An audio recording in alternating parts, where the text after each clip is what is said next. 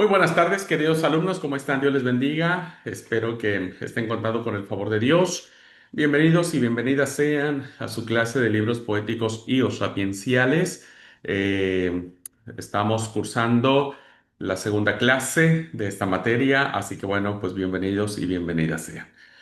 El tema que vamos a abordar hoy se llama el fenómeno sapiencial. Es un fenómeno que desde que el hombre ha sido creado por Dios siempre ha tenido esta capacidad de sentir y de pensar, ¿verdad? Que son dos facultades que solo la raza humana tiene. No así el mundo animal, no así el mundo vegetal. Solamente los seres humanos tenemos esta capacidad de sentir y razonar, ¿verdad? O pensar. Los animales pueden sentir, pero no tienen un raciocinio, no procesan las cosas como nosotros las procesamos, porque la intención de nosotros al pensar las cosas es tratar de darles un sentido, ¿no? ¿Por qué siento lo que siento y por qué estoy conociendo lo que estoy conociendo? Estoy pensando lo que estoy pensando. Así que bueno, este fenómeno sapiencial es un fenómeno que abarca toda la esencia del ser humano, ¿verdad? Somos, como dije, nacidos o somos hechos para sentir y para pensar. Bueno, voy a compartir la pantalla para guiarnos en la presentación de nuestra clase y vamos a hablar ahora, como dije, de el fenómeno de la reflexión cómo, cómo este conocimiento, esta exaltación de lo que sentimos se convierte pues en todo en un fenómeno, es decir, en una exposición, ¿verdad? De estas formas, de estas características que nosotros tenemos.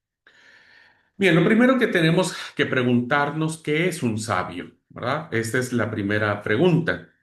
Bueno, en nuestro término sabio no describe adecuadamente la realidad de los personajes del antiguo Israel, es decir, el sabio judío no es el sabio que hoy nosotros conocemos, ¿verdad?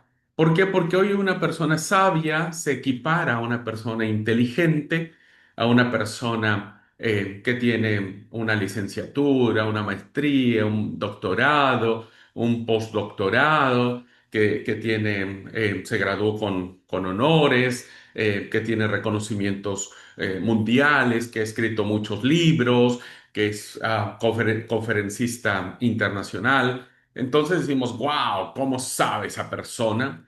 Y lo catalogamos en función de los procesos de aprendizaje que ha tenido principalmente académicos, ¿verdad? Principalmente académicos. Sin embargo, en el antiguo Oriente, los sabios no eran graduados de Harvard, no eran graduados de Oxford, no eran graduados de la UVA, sino básicamente los sabios tenían características muy especiales. No debemos pensar que un sabio, al no haber cursado una universidad, podría pensarse que eran personas despistadas. No, en lo absoluto. Lo que menos tenían eran ser despistados. Tampoco eran abstraídos en su propio campo de conocimiento o en su propio interés de poder conocer las cosas. No eran taciturnos, ¿verdad? No eran los sabios que vos los ves caminando en silencio, meditando, reflexionando, para nada. Tampoco eran personajes alejados de las preocupaciones diarias. Es decir, el sabio de Israel era un sabio que iba capitalizando las experiencias de la vida diaria, ¿no? Y entonces el sabio experimentó todos los estadios, ¿no? Tanto de tristeza, y bueno, el rostro lo reflejaba también de alegría, ¿no? Y el rostro reflejaba ¿cómo se llama? El rostro del sabio, su alegría, su amor, su preocupación, tal vez su odio, tal vez su envidia. En fin, eran personas que estaban profundamente relacionadas con el quehacer cotidiano. También los sabios eran profundos conocedores, como dije, de su especialidad. Se Algunos se dedicaban a estudiar las realidades de la vida, ¿verdad?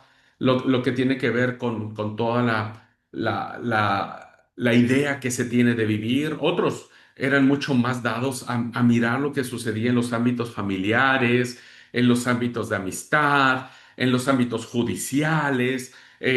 Otros también eran como partícipes de una catarata de participantes de sufrimientos y demás.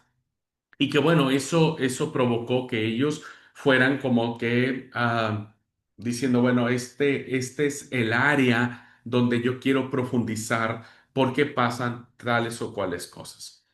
Y debemos saber que los sabios, ignorantes de otras materias y sin ningún sentido práctico, porque dice que no son personas ignorantes de otras cosas, no son personas alejadas de la práctica de lo que sucede. Básicamente, esta caricatura del sabio, bastante extendida entre nosotros, ni siquiera es válida para los sabios contemporáneos, ¿verdad?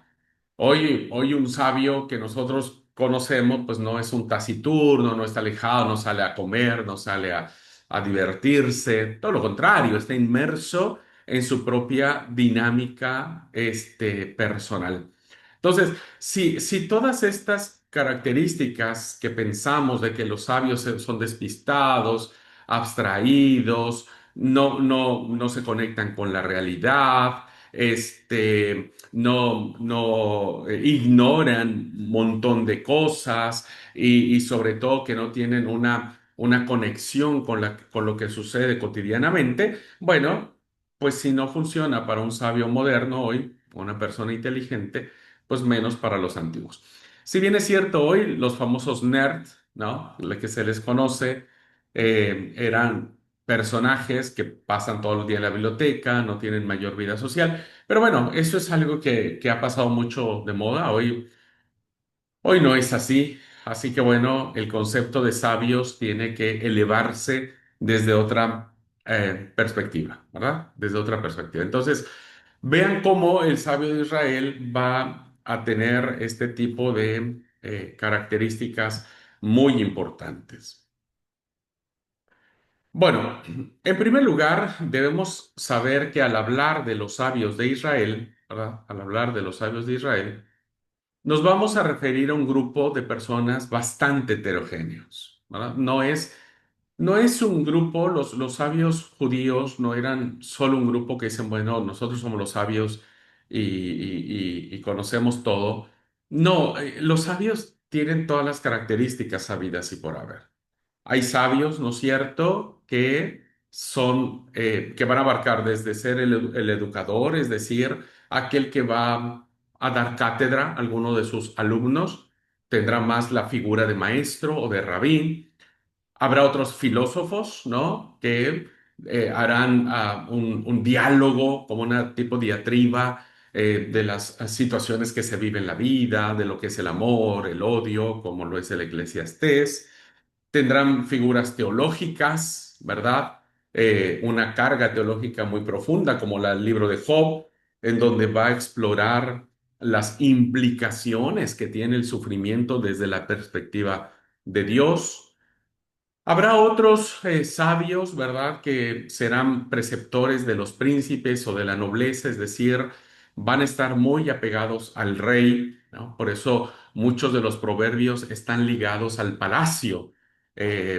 ¿Por qué? Porque, como vamos a ver, se le ha atribuido a Salomón, ¿verdad?, este, ah, la colección de los proverbios, pero no, Salomón no escribió los proverbios. Sin embargo, vemos que el hecho de estar ligado los proverbios a la figura real hace que quienes vayan escribiendo este tipo de sentencias, refranes, admoniciones, bueno, siempre tengan como una influencia del Palacio Real, ¿verdad? Serán consejeros de la corte, ayudarán a los príncipes, a los reyes, a los nobles. Por lo tanto, el sabio de Israel va a pasar por todos los elementos, ¿no? va a estar muy ligado al historiador, al poeta, al rey, al profeta, ¿verdad? Porque incluso los profetas van a echar manos de adagios o de proverbios. Así que será una mezcla muy interesante de la figura del sabio de Israel. Así que en este sentido, podemos decir que los sabios se mueven en un ambiente social elevado, ¿verdad? Este tipo de sabios se mueven en la élite, ¿no? Donde el conocimiento es otro, donde la realidad de vida es otro, ¿no? Donde las implicaciones que tienen estos niveles de nobleza, de realeza, de filosofía, de teología, bueno, se mueven en este ambiente social elevado, detalle que puede condicionar el contenido y el método de sus reflexiones, por supuesto que sí. Porque como digo, no es lo mismo reflexionar en Las Vegas, por ejemplo, cuando alguien va a Las Vegas y ve toda ese deslumbre de poder, de plata, de placeres, a ir, por ejemplo, a la India, ¿no? O al África, donde los niños están muriendo de hambre. Las reflexiones serán distintas, las conclusiones serán distintas y el ambiente donde se mueve el sabio pues totalmente será distinto. Por lo tanto, tenemos entonces en esta literatura toda una explosión de experiencias. El sabio se mueve en el culto, ¿verdad? En el templo, por eso tenemos los salmos, pero el sabio también se mueve en la corte real, como dije, en los movimientos proféticos. Sí, sin dejar de anotar esta circunstancia, hermanos queridos, sin dejar de anotar esta puntualización de que hay sabios en Israel, no debemos olvidar que junto a esta sabiduría cortesana o a esta sabiduría real, existe una más popular, ¿verdad? Que no se mueve en ámbitos altos de la élite, sino se mueve en el pueblo, se mueve en los mercados, en las ferias, que se mueve en los comercios, que se mueve con los niños corriendo alrededor del patio central de las casas.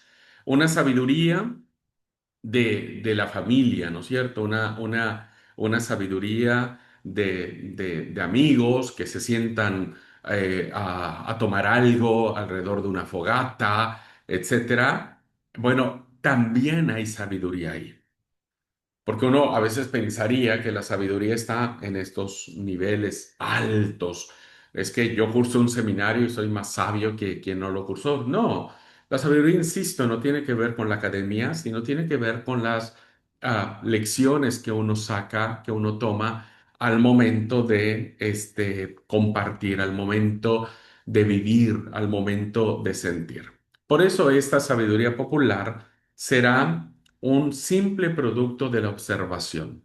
La gente mirará, verá cómo cantan, cómo ríen, cómo lloran, cómo se pelean, cómo levantan chismes, cómo pierde uno el tiempo discutiendo con los necios, este, en fin, como todo un pueblo está de luto, ¿verdad? Porque la ciudad ha sido destruida, la experiencia, los años, pues todo ese cúmulo de vivencias que tiene el sabio no solamente representará algo bueno para ellos, sino que ayudará a procesar eso que están viviendo o que están viendo o que están escuchando, procesarlo y compartirlo para las siguientes generaciones a fin de que, como dice un adagio popular, ¿verdad? Un dicho, un proverbio popular nuestro, nadie experimenta en cabeza ajena, ¿no? O sea, a veces uno dice, hijo, pero yo te estoy diciendo porque yo lo viví y yo sé que te va a pasar esto. Y que dice el chico, déjame vivirlo a mí. O sea, vos lo viviste, vos lo sentiste, pero yo no. Entonces, déjame que yo sienta si me equivoco o no. Entonces, vean cómo Todos estas reflexiones y estas vivencias tratan de ayudar a las generaciones futuras pues, a no cometer tal vez algunas situaciones que deberían cuidar. Bueno, un, un tema sobre el cual va a girar este tipo de sabiduría, ¿verdad? Va a tener que ver con algunos aspectos trascendentes. La temática del sabio, su tema favorito, en ocasiones altos niveles teóricos, altos niveles de una reflexión, tiene que ver cuando aborda o abarca temas como el origen y la naturaleza de la sabiduría. Por eso los capítulos del 1 al 9 de Proverbios no son fáciles de entender, porque hay una sabiduría personificada, es decir, el autor de esos capítulos va a presentar a la sabiduría, que sabemos que la sabiduría no es ninguna persona, pero la va a presentar como si fuera una persona. Entonces, evidentemente, esto representa para nosotros un nivel de reflexión y de silencio y de observación mucho más grande que después del capítulo 10 de Proverbios, ¿verdad? Donde va a tratar proverbios ya que nosotros podríamos hacerle sentido. Otro tema que va a tratar el sabio será el problema del mal. Cómo el mal nos afecta y sobre todo a los justos. Mire, como vamos a analizar en su momento, el libro de Proverbios, el libro de Salmos, son libros muy optimistas en los cuales dicen que el que es bueno con Dios o el que guarda los mandamientos de Dios o los que obedecen a Dios, les va a ir bien, ¿verdad? Les va a ir bien. Dios los va a bendecir. Pero al que desobedece, al que no se deja guiar por el Señor, entonces sufre las consecuencias, ¿no?, de sus actos. Entonces, el bueno siempre es recompensado por Dios, siempre. En esta literatura, Salmos, Proverbios, el bueno siempre es recompensado por Dios. Y el malo es castigado por Dios por sus obras malas. Pero el libro de Job, por ejemplo, nos va a plantear todo lo contrario y va a decir, no, a ver, para un poquitito, esto no es tan así. Y entonces nos cuenta la historia de un hombre que es bueno, justo, recto, temeroso de Dios y apartado del mal. Es decir, en la literatura proverbial, este hombre llamado Job debió haber tenido todo lo mejor de la vida. Porque en este concepto de que Dios solamente bendice al bueno, pues Job era el bueno. Job era extremadamente bueno. Sin embargo, le pasa todo lo opuesto. Es decir, es como si Dios lo estuviera castigando a Job por ser malo, porque todo los desastres que le sobrevienen, no solamente a nivel económico, porque bueno, queda en bancarrota, porque es quemado, es destruido todo, sus animales, sus siervos, todo. No solamente el dolor llega a la familia, ¿no es cierto?, donde es asesinada o muerta de manera incomprensible su familia porque vino un viento fuerte, destruyó las paredes y todos murieron eh, debajo de los escombros, sino también tiene que ver con su propio cuerpo, con su yo, ¿no? Donde hay una enfermedad de la cabeza hasta los pies. Entonces, ¿qué pasa allí, no? Pues no se supone que Dios bendice a los buenos y castiga a los malos. Entonces Job va a entrar y vamos a ver el libro. La propuesta de clase que voy a traer a ustedes cuando nos toque el libro de Job será un diálogo, una entrevista que le vamos a hacer a Job. Así que va a estar entretenida la clase y vamos a conocer mejor el libro de Job. Pero se da ese tema, ¿no? ¿Cómo es que los buenos también Dios entre comillas, porque incluso surge como una apuesta con el Satán, ¿verdad? Y entonces el Satán dice, bueno, mira, tu siervo, Dios le dice, mira, mi siervo Job, que no sé qué, que no sé cuánto, y el Satán le dice, bueno, tocalo, quítale todo y vas a ver si no blasfema. Entonces, es interesante este nivel. Y el otro tema a nivel teórico que nos cuesta mucho trabajo entender, y por eso, perdón, y por eso en el libro de Job, solamente hemos leído el capítulo uno, el capítulo 2 y el último capítulo, que es el 41. Y todos los otros más de 38 capítulos nunca los hemos leído, ¿verdad? Bueno, por el tema que trata. Bien, ya lo vamos a ver. Y un tercer tema que usa el sabio es el sentido de la existencia y de la actividad humana. ¿Para qué vivo? ¿Vale la pena vivir? Todo esto me parece absurdo, me parece cansador, ¿no? Mire, no sé si le pasa a usted, pero llegamos a esta etapa, a este mes del año, ¿no? Que es septiembre y es octubre, y sí, bueno, y luego viene Año Nuevo, todos esperamos Año Nuevo con mucha fuerza y con mucho cansancio, y todos anhelamos que llegue el Año Nuevo, y cuando pasa el 31 de diciembre al 1 de enero, no pasa nada, seguimos otra vez en la misma rueda, ¿no es cierto? En los mismos problemas, con las mismas deudas, con las mismas enfermedades, no pasa nada. O sea, no hay nada nuevo el 31 de diciembre. Nada nuevo, hermanos. Absolutamente nada. Bueno, este tipo de temas que nos plantean estas reflexiones, bueno, el Coelez o el Eclesiastés o el predicador tiene tres formas de poder nombrarse el libro del Eclesiastés, como el Eclesiastés, el Coelet o el Predicador. Ya les voy a explicar más. Bueno, ese es el tema favorito de él, ¿verdad? Y entonces el autor termina diciéndonos, mira, todo es vanidad de vanidades, todo es vanidad. No me molesten más. Yo llego a la conclusión que esto es niebla, es vapor, es un instante, así que ahí nomás vamos a quedar. Pero en otras ocasiones, el sabio baja a niveles más sencillos y más cotidianos, ¿no?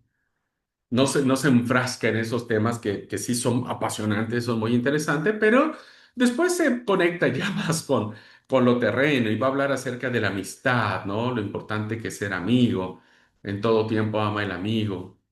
El amor cubre, hablar del amor, el amor cubre multitud de faltas, habla del orgullo, ¿no? Una persona orgullosa cae más pronto, habla de la educación de los hijos y le dice, mira, si vos, no, no aplicas disciplina a tus hijos, entonces estás entregando tu alma al Seol, pero si haces lo contrario, si vos disciplinas a tus hijos, salvarás del Seol su alma.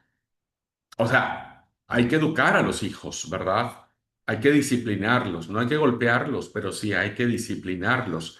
Y bueno, el salmista dice, bueno, un azote no le va a pasar nada a tu hijo, pero lo libras de las garras del infierno. O sea, ¿cuántos chicos hoy que no fueron bien educados, pues hoy terminan golpeando a sus padres, terminan siendo personas irrespetuosas, mal educadas, mal habladas, todo porque, bueno, porque dijimos, no, no hay que tocar a nuestros hijos. Bueno, el sabio tiene que decir muchas cosas al respecto, ¿no?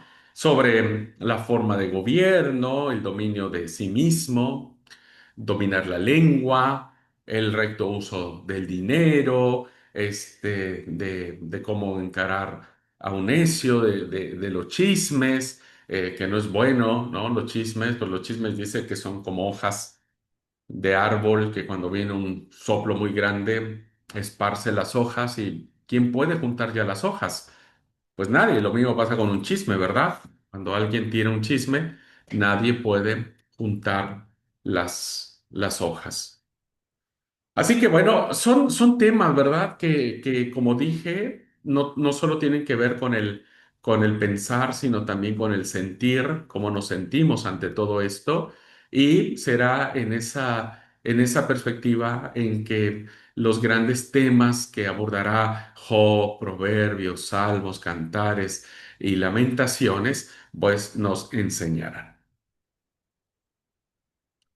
Así que la respuesta a todos estos problemas teóricos o prácticos, como quieran ustedes verlos, perdón, que plantea la vida humana, no la buscan en archivos ni en bibliotecas como lo hace un historiador. El historiador cuando quiere saber alguna fecha, un suceso, bueno, va, toma un libro y sabe qué es lo que pasó en tal o fecha. El sabio no. Tampoco en un contacto directo con la palabra de Dios como el profeta, es decir, Dios le decía directamente al profeta y entonces el profeta decía palabra de Yahvé, así ha dicho el Señor, etcétera. El sabio no tiene esa instrucción de Dios. O sea, Dios no viene y el sabio dice, bueno, Dios me dijo que tenga que decirle esto. ¿Se da cuenta? Entonces, el sabio se va a diferenciar del historiador y del profeta, ¿no? Porque la va a buscar en la experiencia humana. ¿Cómo se llama? La autoridad de la palabra del sabio no estará en un archivo, ¿verdad? No estará en una revelación de Dios, sino en la experiencia misma del ser humano que sin duda todos estos casos son iluminados por la fe. Evidentemente, recuerden, el sabio es un sabio, el sabio de Israel, perdón, es un sabio piadoso, que tiene una relación profunda con Dios, que tiene un conocimiento de Dios, que anhela buscar a Dios, que de alguna manera pretende por todos los medios de buscar y de encontrar a Dios, ¿no? Entonces, el sabio tendrá su autoridad en el padre, la madre, en los antepasados, en los años, en todas esas cosas, ¿verdad?, que se transmiten de generación en generación y que forman parte de nuestro diario vivir. ¿Cuántos de nosotros no recordamos un dicho de la abuela, por ejemplo, ¿no? O del abuelo o del bisabuelo? Y bueno, esos dichos se van trayendo generacionalmente y tratan de decirnos algo, tienen una lección, ¿no? Hay un dicho muy popular que dice que la sabiduría de los viejitos, de los ancianos, dice la sabiduría de los viejitos son evangelios chiquitos, ¿no? Quiere decir que un anciano que ha capitalizado, y ahora voy a hacer una referencia a esta expresión, un anciano que ha capitalizado sus experiencias de vida y las ha traducido en reflexiones profundas, lo que él diga o lo que él piensa son evangelios chiquitos, voy a ponerlo entre comillas como palabra de Dios, ¿verdad? Como una experiencia. Eh, Me parece oportuno hacer esta diferenciación. No todos los ancianos, ¿verdad? No todos los que pintan canas, no todos los que tienen 60, 70, 80, 90 años son sabios. De suyo propio, la sabiduría como tal, no se reflejará necesariamente en los años que tenga la persona. Es cierto que una persona de 80 años habrá vivido cosas muy diferentes a las de un chico de 20, 30 años, evidentemente. No es lo mismo vivir 1000 cosas en 8 décadas que recién estar arrancando en la segunda década o en la tercera década, ¿no? Pero ¿qué es lo que quiero decir? Hay muchos ancianos, ¿verdad? De años que pintan el cabello blanco que no capitalizaron sus experiencias, que no las procesaron, sino que muchos de ellos vivieron por vivir, no les importó pensar qué sería de ellos cuando fueran ancianos, fueron personas o hay personas ancianas que tienen mucho, mucho odio, mucho rencor en su corazón porque no superaron cosas, porque no procesaron cosas, porque se quedaron allí estacionados o empantanados en alguna situación o problema o discusión o sentimiento. Por lo tanto, el hecho de tener años de vida no nos garantiza que sea una persona sabia en el sentido que lo estamos manejando. Sin embargo, hay personas más jóvenes, ¿verdad? Que tal vez con 20 años ya vivieron muchas, muchas malas experiencias, que han ido capitalizando, que las han ido reflexionando y que son chicos de 20, 30, 40 años, ¿no es cierto? Que han capitalizado estas enseñanzas, que han hecho, ¿cómo es? Que todo lo que vivieron, bueno, lo vayan procesando, lo vayan arreglando. eh, que hay gente muy joven que no permite que su corazón haya ni odio, ni rencor, ni nada, sino lo va procesando. Bueno, esa persona tiene cosas sabias para decirnos, ¿no? Tiene la autoridad para decirnos cosas. Entonces, no es lo mismo alguien que tuvo problemas con su papá, con su mamá, ¿no? Y que cuando llega alguien y le dice, ay, mira, yo tengo problemas con mi papi y mi mami, y esta persona que tiene bronca con los suyos dice, mira, yo lo que hice fue, me fui de la casa, me alejé de ellos, no les hablé como para que yo tomara distancia y yo no me lastimara.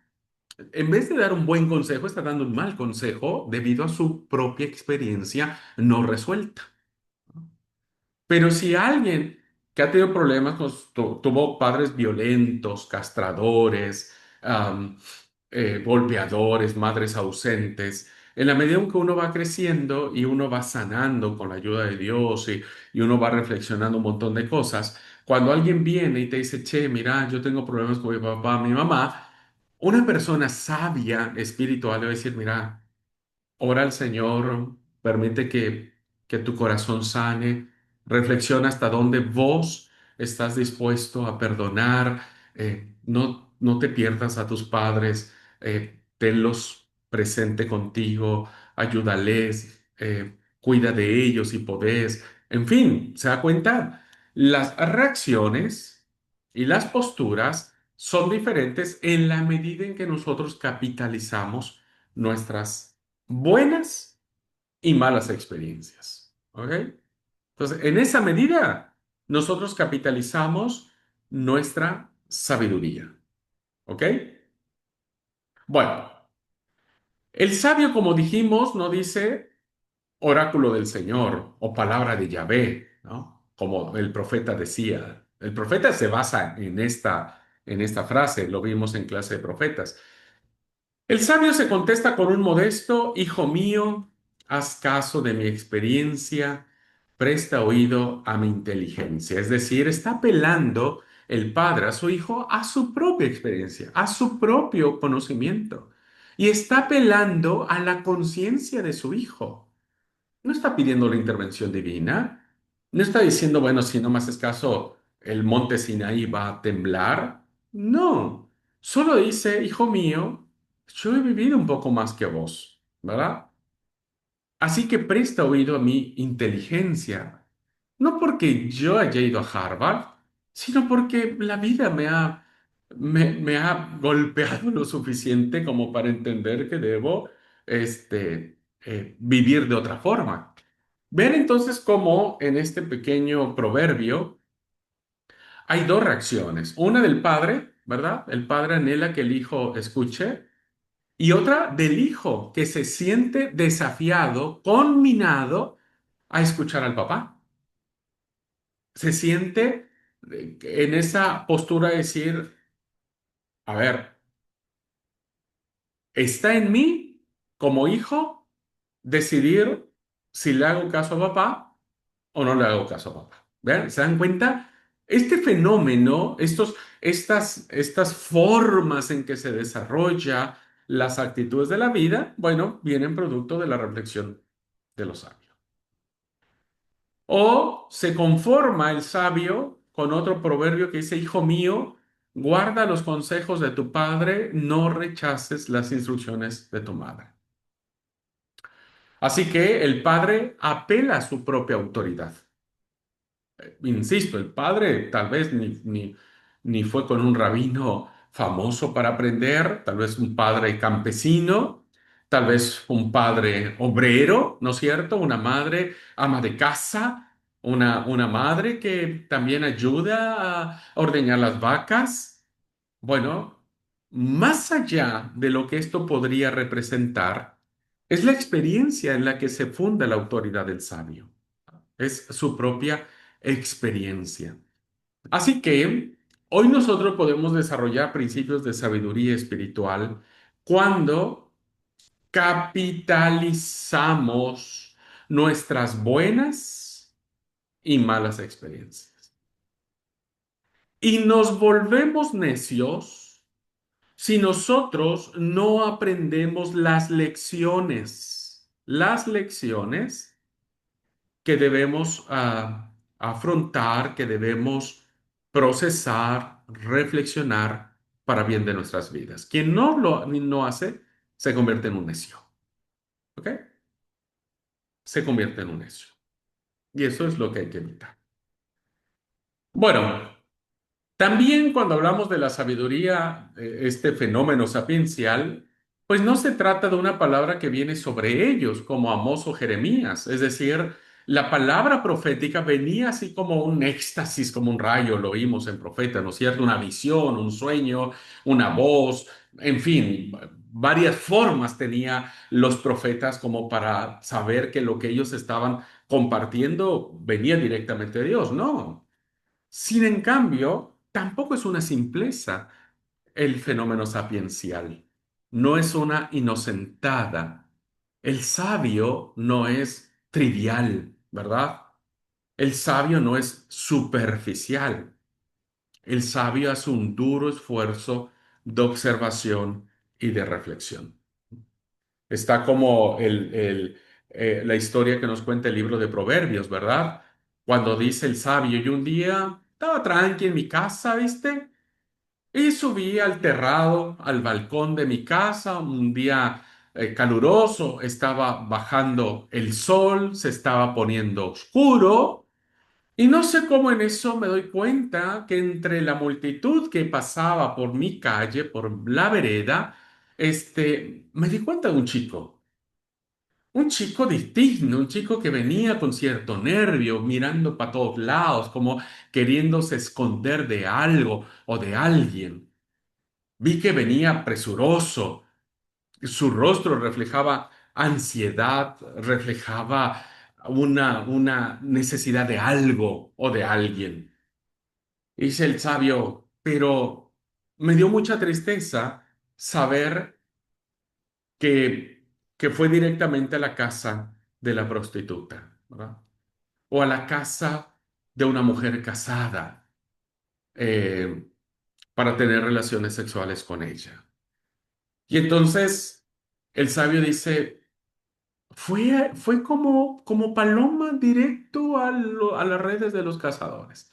¿Por qué? Porque la mujer, la amante, la prostituta, la infiel, le endulzará el oído y le dijo, mi marido no está, vení, metete a mi cama, hagamos cosas. El chico, bueno, con todas las hormonas encendidas, va, se mete, contribuye a la infidelidad y entonces el sabio le termina diciendo, por favor no lo hagas, no te entregues de esa forma porque al final el corazón tuyo estará en la punta de la lanza del cazador. O sea, no está bueno, no está bien que lo hagas, ¿verdad? No está bien. Es como si hoy pusiéramos la historia en un contexto y decir, bueno, subí y vi a una chica, a un chico, yéndose directamente a un motel, ¿verdad? Con alguien, dos jovencitos llenos de vida y al final tuvieron, no sé, un momento de placer, de entrega. Y entonces uno le dice, vos no lo hagas, eh, te puede contagiar de una enfermedad, ¿verdad? Vos no sabés con cuántos chicos se ha metido o con cuántas chicas ha estado. Puedes quedar embarazada, imagínate. Tener que casarte por obligación, tener que casarte porque no hay de otra. ¿Cuántas parejas no han terminado, verdad? Casándose y viviendo una vida de infierno. El sabio observa y mira con detenimiento.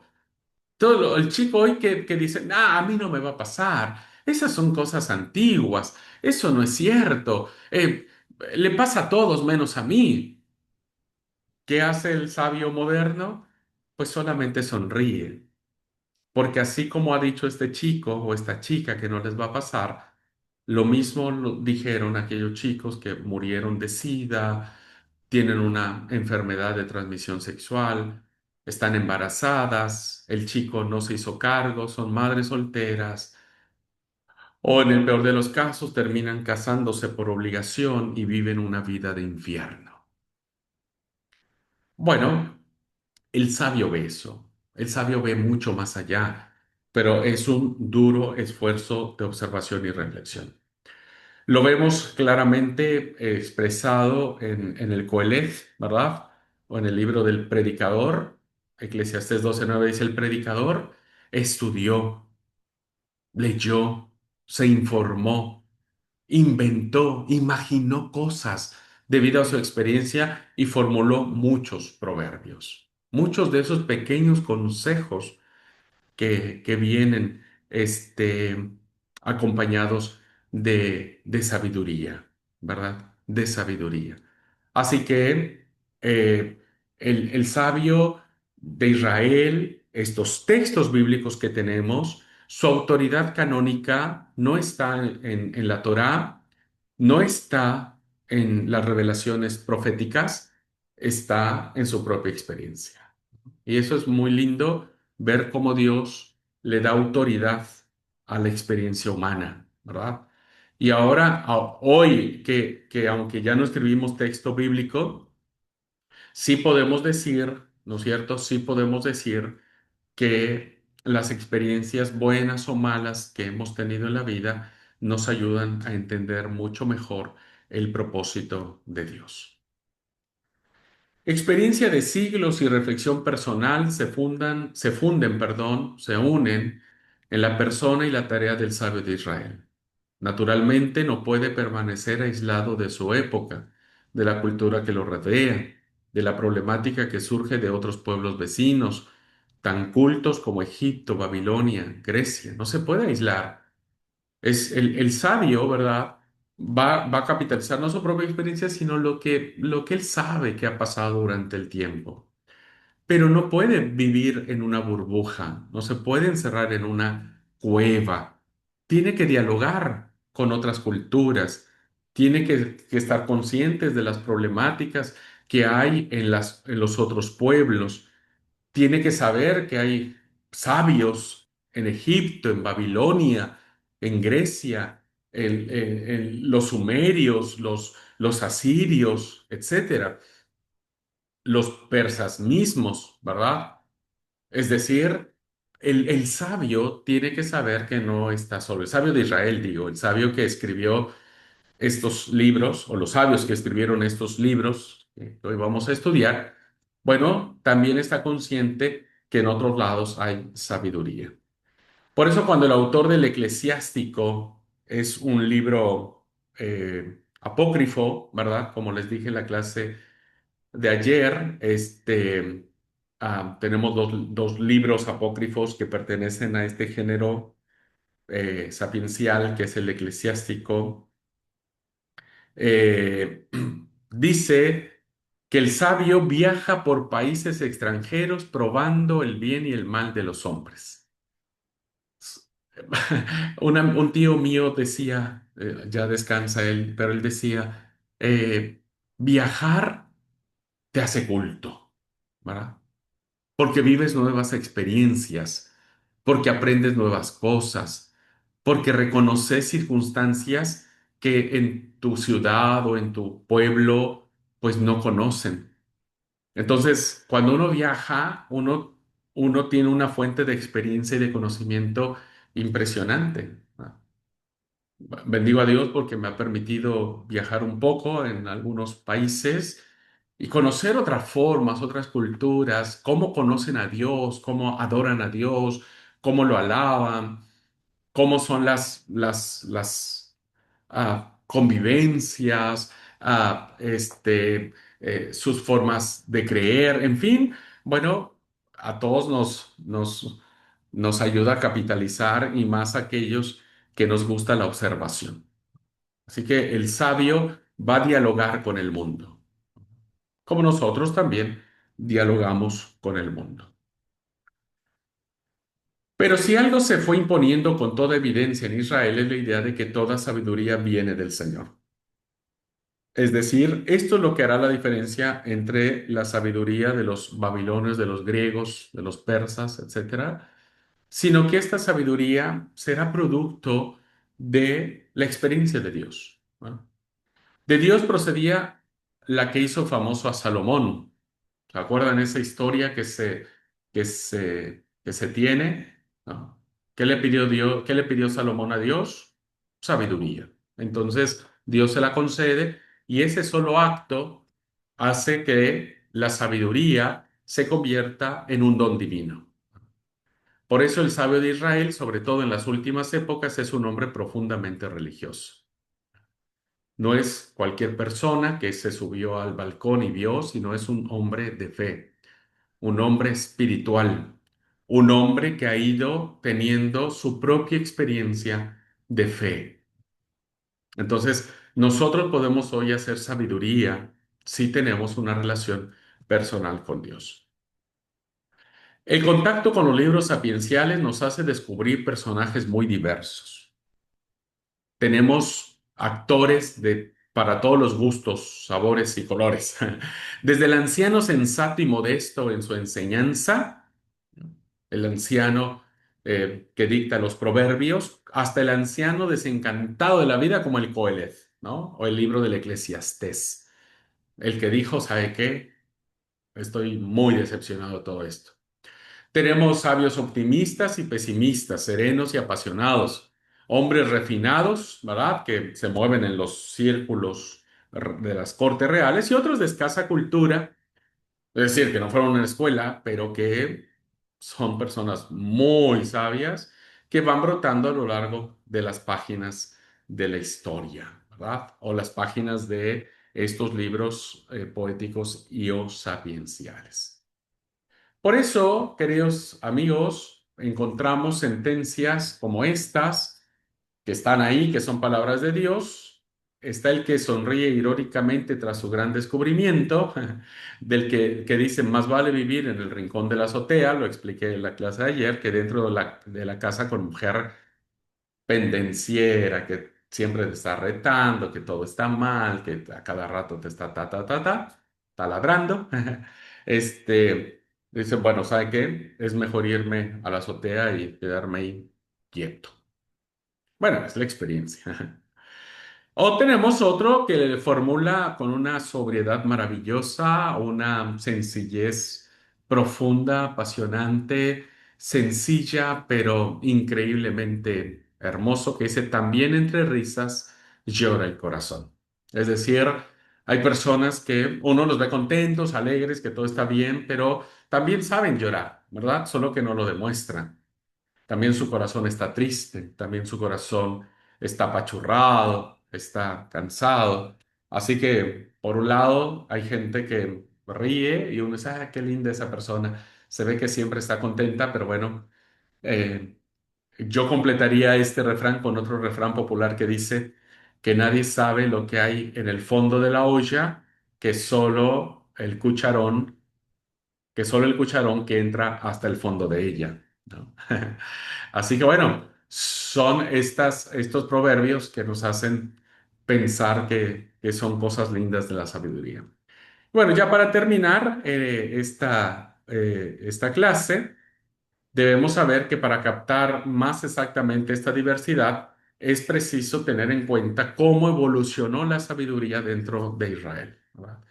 Cómo todo esto que hemos hablado se va evolucionando, se va instalando, ¿verdad? En la percepción de Israel y de su conciencia de ser pueblo de Dios, de ser pueblo de Dios. Así que esto lo veremos la próxima clase. La próxima clase hablaremos sobre cómo evolucionó la sabiduría, ya más en específico en Israel, ¿no? Y después ya estaremos acercándonos a ir analizando libro por libro. ¿Ok? Bueno. Pues entonces hasta aquí dejamos la clase. Les agradezco mucho su atención. Deseo que Dios les bendiga y nos vemos la próxima semana. Cuídense mucho. Abrazos y bendiciones.